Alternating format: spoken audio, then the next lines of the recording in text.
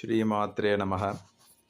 இன்று திங்கட்கிழமை, அதாவது சந்திரனுடைய ஆதிக்கம் உள்ள நாள் அப்படின்னு சொல்லலாம். இந்த சந்திரனை பற்றி என்னென்ன விவரங்கள் இருக்குது அப்படின்றத ஓரளவுக்கு நான் உங்களுக்கு சொல்கிறேன். சந்திரன் அப்படின்றது என்னென்னா, கிரகங்களில் முக்கியத்துவம் வாய்ந்தது. அதாவது சூரியன் பித்ருக்காரகன் சொன்னால் சந்திரன் மாத்ருக்காரகன். அதாவது அது அப்பா மாதிரி, இது அம்மா வழியில். அதாவது சந்திரனை மாத்ருக்காரகன் ஒரு பேர் உண்டு. இந்த சந்திரனாகப்பட்டவர் கிரகங்களில் இரண்டாவதாகவும் கோச்சார பலன்களை நிர்ணயிப்பவராகவும் இந்த சந்திரன் இருக்கிறார். அதாவது நவகிரகங்களில், இந்த நவகிரகங்களில் வேத வாக்கியங்களும் நவகிரகங்களை பற்றி சொல்லியிருக்கு. அதாவது இந்த சந்திரனை பற்றி சொல்லும்போது, ஆப்யாய ஸ்வசமே துதே விஸ்வத சோம் அவிருஷ்டியம் பவா வாஜஸ்ஸ சங்கதே அப்படின்னுட்டு இந்த சந்திரனை பற்றி வாக்கியம் உண்டு. அதே மாதிரி இந்த சந்திரன் அப்படின்ற கிரகத்துக்கு அதிதேவதை யாருன்னா தேவி. அதனால தான் சந்திரன் ஒருத்தருக்கு ஆட்சியோ, அதாவது உச்சமாக இருந்தால், சந்திரன் முக்கியமான ஸ்தானமாகிய இந்த 5 அப்படின்னு 5ஆம் இடத்துலையோ இல்லைன்னா உச்சம் பெற்றிருந்தால், அதாவது ரிஷபராசியில் இருக்குது, அவங்களுக்கெல்லாம் பார்த்தா இந்த தேவி உபாசனை அப்படின்றது இருக்கும். இன்னொன்று, சந்திரன் மனோகாரகன், மனதிற்கு அதிபதி. அதனால தான் பார்த்தீங்கன்னா சந்திரன் பிரகாசமாக ஒரு ஜாதகத்தில் நல்ல நிலையில் இருந்தானா அவங்களுக்கு வெற்றி வாய்ப்புகள் அதிகமாக இருக்கும். அவங்களுடைய மனநிலை பாசிட்டிவாக இருக்கும் சந்திரன். ஏன்னா அவர் மனோகாரகன். சந்திரன் ஒரு ஜாதகத்தின் அல்லது கோச்சார அடிப்படையிலான அந்த கிரக நிலைகளின் வெற்றியை தீர்மானிக்கிறார். அதனால தான் பார்த்தோன்னா சந்திராஷ்டமம் அன்னைக்கு எதுவும் பண்ணாதீங்க ஏன் சொல்ல, சந்திரன் 8ல் இருக்க. சந்திரன் மறைவாக இருக்கும்போது வெற்றி நம்மளுக்கு கிடைக்காது, வாய்ப்பு கம்மியாக இருக்கும். அப்படின்றதுனால இந்த சந்திராஷ்டம நாட்களில் எதுவும் நம்ம பண்ணாதீங்க. ஏன்னா சந்திரன் கோச்சார பலனை நிர்ணயம் செய்பவர். இவருக்கு மாத்ருகாரகன் உண்டு, மனோகாரகன் உண்டு.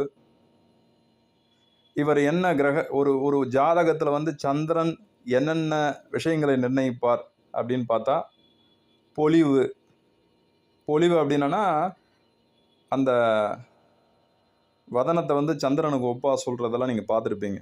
சந்திரன் ஒரு ஜாதகத்தில் நல்ல அமைப்பில் லக்னத்தில் இருந்தாருன்னா பொலிவாக இருப்பாங்க, வட்டமான முகமாக இருக்கும்.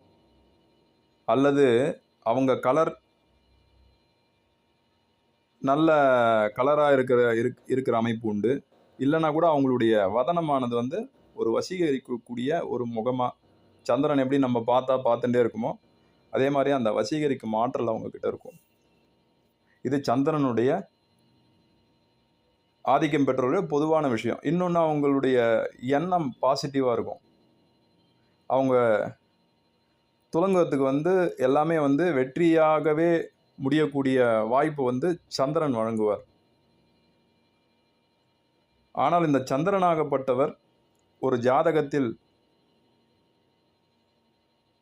வலுவான நிலையில் இல்லைன்னா நெகட்டிவ் தாட்ஸ், தாயாரின் உடல்நிலை குறைபாடு,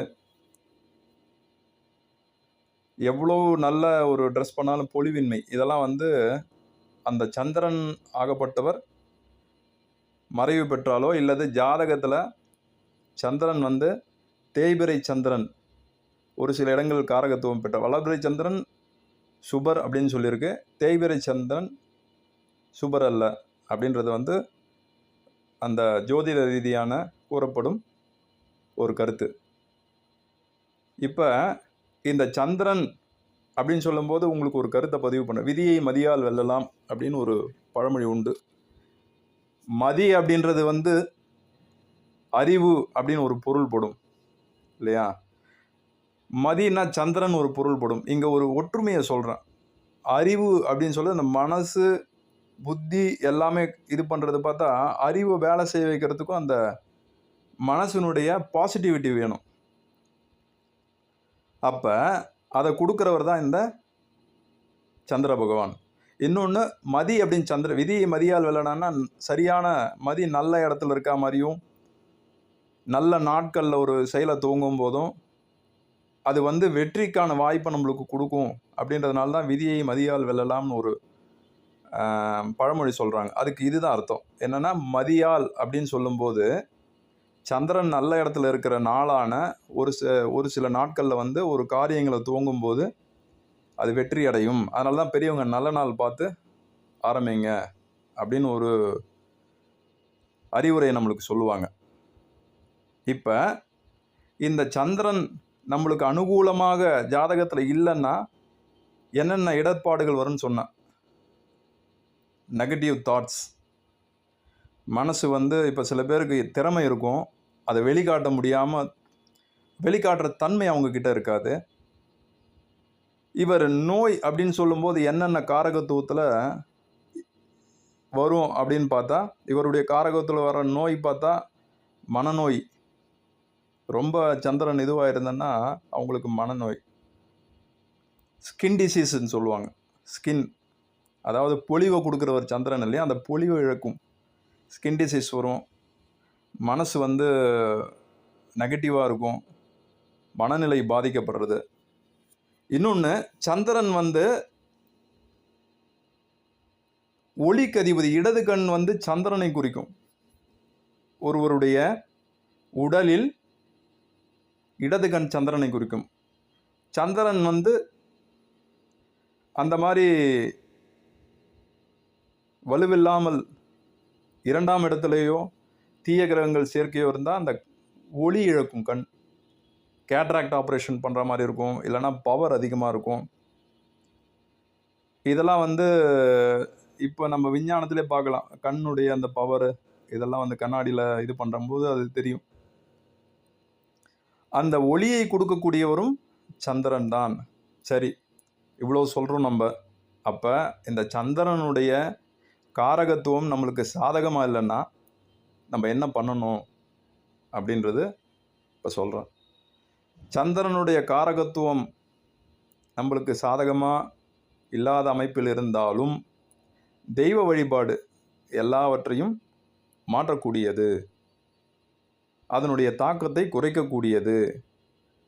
ஏன்னா நடக்கிறத நம்மளால் மாற்ற முடியாது. ஏன்னா நம்மளுடைய ஜாதகமானது நாம் முற்பிறவியில் பண்ண கர்ம வினைகளின் அடிப்படையிலே வந்து இந்த ஜென்மத்தில் தீர்மானிக்கப்படுகிறது. அப்போ அந்த சந்திரனுடைய அனுகூலம் நம்மளுக்கு வரணும் அப்படின்னா அதனுடைய அதிதேவதையான தேவியை வழிபடுறது மூலமாக நம்மளுக்கு அந்த சந்திர பகவானுடைய அனுகிரகம் வந்து கிடைக்கும். அதில் தான் அதிதேவதை சொல்லியிருக்கு. கௌரி மிமாய சலிலானி தக்ஷத் ஏகபதி திபதி சதுஷ்பதி அஷ்டாபதி நவபதிம் பபூஷி சஹஸ்ரா அக்ஷரா பரமே வியோமன் அப்படின்னு முடிகிறது அந்த வேத வாக்கியம். அந்த தேவியை வழிபடுவதன் மூலமாக அந்த சந்திர பகவானுடைய அந்த அனுகிரகம் கிடைக்கும். மற்றும் சந்திரன் பூஜை பண்ண இடம் அப்படின்னு சொல்லக்கூடிய சந்திரஸ்தலத்துக்கு போய் அந்த சிவபெருமானை நம்ம வழிபடும்போது அவரை பூஜித்த அந்த சந்திர பகவான் நமக்கு அனுகிரகம் பண்ணுவார். இன்னொரு விஷயம் சொல்கிறேன். இந்த சந்திர பகவான் இந்த திருவண்ணாமலையில் அருணாச்சல க்ஷேத்திரத்தில் சுவாமியை பூஜை பண்ணியிருக்கார். அவர் பூஜித்த இடம்தான் சந்திரலிங்கம். அந்த சந்திரலிங்கம் அப்படின்னு சொல்கிறது வந்து அந்த சந்திர பகவான் அந்த அருணாச்சலேஸ்வரர் வழிபட்ட அந்த இடம்தான் அது. நாம் அந்த சந்திரலிங்கத்தை வழிபடுவதன் மூலமாகவும் நமக்கு அந்த சந்திர பகவான் அருள் கிடைக்கும். அதனால் நம்ம மனசில் பாசிட்டிவிட்டியை கொடுக்கக்கூடியது மதி, அறிவு, சந்திரன், இது எல்லாமே வந்து ஒத்து போகிறது. அதை தான் அந்த சந்திர பகவான் வந்து நம்மளுக்கு நன்மையை கொடுக்கிறார். எனவே நம்ம ஒவ்வொருவரும் அந்த விதியால் ஆகப்பட்டதை மதியால் வெல்வோம். சந்திரனை அனுகூலமாக மாற்ற அந்த சந்திரனை தலையில் சூடிய அந்த எம்பெருமானான திரு அண்ணாமலையாரை வழிபட்டு அந்த சந்திர பகவானின் கிரக நிலையை அனுகூலமாக நம்மால் மாற்றிக்கொள்ள முடியும். கட்டாயமாக முடியும். இது எல்லாமே கிரகங்கள் எல்லாமே இறைவனுக்கு கட்டுப்பட்டவை. எனவே இந்த கிரக காரகத்துவம் உங்களுக்கு எதுக்காக இதெல்லாம் சொல்கிறேன், நீங்கள் சொல்லலாம் எல்லாம் கிரகத்துக்கு எல்லாம் இறைவனுக்கு கட்டுப்பட்டதுனால நீங்கள் அந்த காரகத்துவம்லாம் இதெல்லாம் இருந்தால் நேராக நம்ம வழிபட்டால் சரியா? கண்டிப்பாக. அதாவது அந்த இறைவனை வழிபடும்போது உங்களுக்கு எல்லா விதமான தெய்வங்களின் அனுகூலமும் கிடைக்கும்.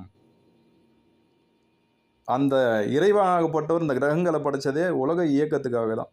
ஒவ்வொருத்தருடைய ஜனன சக்கரம் சொல்லக்கூடிய ஜாதகத்தை இவங்க அந்த சக்கரத்திலிருந்து அவங்களுடைய வாழ்க்கை இதே மாதிரி அத்தனை கோடி ராசிகளுக்கும் ஜீவராசிகளுக்கும் அவங்க பண்ணுறாங்க. அது ஒரு கால கணிதத்தை கடவுள் இவங்க மூலமாக தான் நிர்ணயம் பண்ணுறாரு. அதனால் இந்த கிரகங்களுடைய போக்கு, அதனுடைய தன்மை, காரகத்துவம் இதெல்லாம் தெரிஞ்சு நம்ம வாழ்க்கையில் நம்மளுக்கு என்னென்ன கஷ்டங்கள் வருதோ அதை எல்லாமே அந்த இறைவனின் அருள் கொண்டு இந்த கிரகங்களையும் பிரீத்தி செய்து நம்ம வெற்றி அடையணும் வாழ்க்கையில். அப்படின்றதுனால இந்த ஒரு